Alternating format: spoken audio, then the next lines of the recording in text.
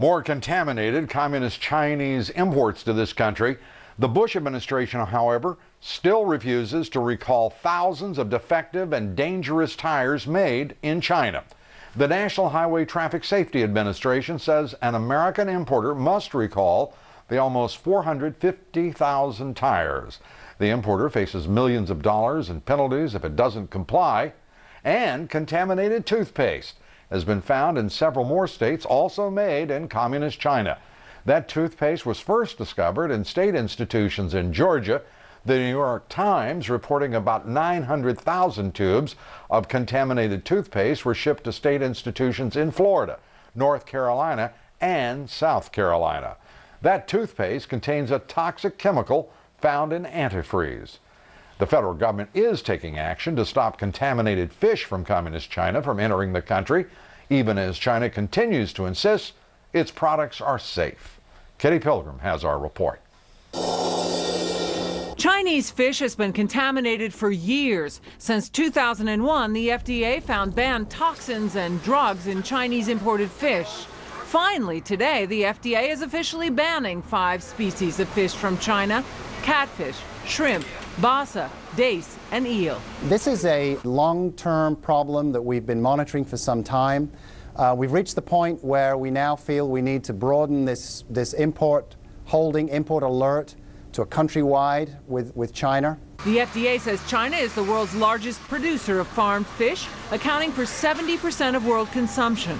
Because of the problems, the FDA has upped its testing from 1% to now 5% of Chinese farm fish imports, saying the importer has to prove it's safe before any shipment can be released for sale.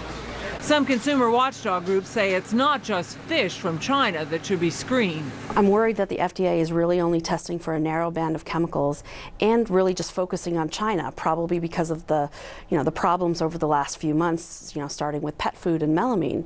But there are lots of other places that we import seafood from that need some more scrutiny as well. Fish is generally not required to be labeled, so the consumer has to rely on the government to do its screening. This is just another example of FDA having to react to problems, to detect and correct problems, rather than having a system in place to prevent problems. And we really need to transform the way we oversee imports to be preventive and not just rely on FDA inspectors catching problems and reacting to them. Until then, the consumer is left at risk. Well, the FDA says there's no immediate health risks from the contaminated fish, but prolonged consumption could lead to cancer. That's what they say. And again, they've closed 180 of their food plants in China. At some point, it's purely a rhetorical question, will it occur to anyone in this government to actually begin to function in protection of the American consumer? When you look at the rejected lists, the Chinese products really dominate these lists. Absolutely. And by the way, the reference to food labeling, origins, national origins on labels, that was put into law in 2003. Again, an example of the federal government not enforcing the law. I wonder why. Kitty Pilgrim, thank you very much. Up next.